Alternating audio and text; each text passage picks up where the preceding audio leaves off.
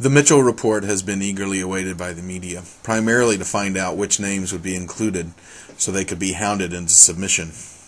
Let me tell you why Senator George Mitchell's report is both terrific and irrelevant. Mitchell had a thankless job, developing some sort of forensic analysis of the use of steroids and performance-enhancing drugs by players years after the drug abuse occurred. He had no ability to force any player into speaking with him to gain understanding, and there were no bodily fluids to be tested and determine who the users were and who was innocent. Mitchell really was left to develop a historical document to describe the culture that has existed in and around baseball in the last 2 decades, which he did. At the core of the report, to me, is not the sordid anecdotes of injections and packages, or the canceled checks or copies of mailing labels, or the names of Clemens and Pettit and Tejada. No, the core of the report is the lack of leadership by Bud Selig primarily, with the Owners and the Players Association leadership secondarily. Selig was named acting commissioner in 1992 by the Owners after Fay Vincent's departure, converting to commissioner in 1998. It was always a bit odd that the top officer in Major League Baseball was an owner, and that he had an interim title for so long. It has been long clear that Selig was hardly a steward and protector of the game. He was more like a hedge fund manager, charged with maximizing revenues and returns. Mitchell's recommendations are clear and difficult to argue with. Open an office of investigation. Major League Baseball should work with law enforcement agencies. Launch an independent, unannounced, transparent testing process. Mitchell now clearly understands how performance-enhancing drugs are handled by sports worldwide, which is why he also recommends no punitive actions on players mentioned in the report.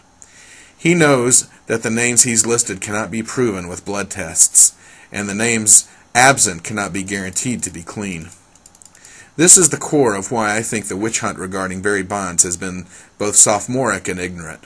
Selig and Major League Baseball created the rules of the game, as well as how these rules would be enforced. The excuse that the Players Association would have stopped the game isn't relevant, although they definitely contributed to this. If there was some invisible gun that allowed me personally to throw 94-mile-per-hour sliders with accuracy, I wouldn't want to test for the gun to be allowed either. Yet the game would be just as corrupt as it has been since Selig came into office. Make no mistake that all the talk about records and home runs, all of this talk are red herrings. This has nothing to do about Bonds breaking the home run record and everything about money. Money made by the owner and money made by the players abusing the system. Here is one clear example. Let's look at Jason Giambi's salary history and compare it to another player that played during his tenure. Giambi started playing in 1996, where he made $120,000 for the season. He's played 12 seasons, and after 11 seasons, he had earned $78 million in salaries, with last year's salary an additional $23 million. That's over $100 million in his career. Scott Hatteberg started a year after Giambi. Like Giambi, he eventually became a first baseman after a time as catcher, although Giambi played third base initially in his career before converting to first baseman. His 11th season was 2007, and his career earnings were only $12 million. I don't know Hatteberg. I've never seen him before. I don't even know if that's how you pronounce his name. But he basically left $70 to $90 million on the table in incremental salary because he was either clean or he was inept at using steroids to improve his performance. Different sports have had different approaches to performance-enhancing drugs and their impact on maintaining a level playing field. Major League Baseball has always been on one end of the extreme. Compare their efforts to the sports where the impact of performance-enhancing drugs has been quite measurable. Track and field, along with swimming, have had the most advanced testing and the harshest punishments for close to 2 decades. This is due to their own history of corrupt competition by athletes in the Soviet bloc, who blew through Olympic and international fields.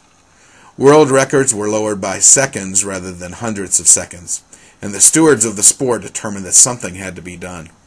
Not only was aggressive testing put in place to level the playing field, but those found to be cheating faced life-changing consequences. Athletes were banned for 1 to 3 years for first-time offenses, for the most part permanently damaging the future of these athletes who were often in their athletic prime.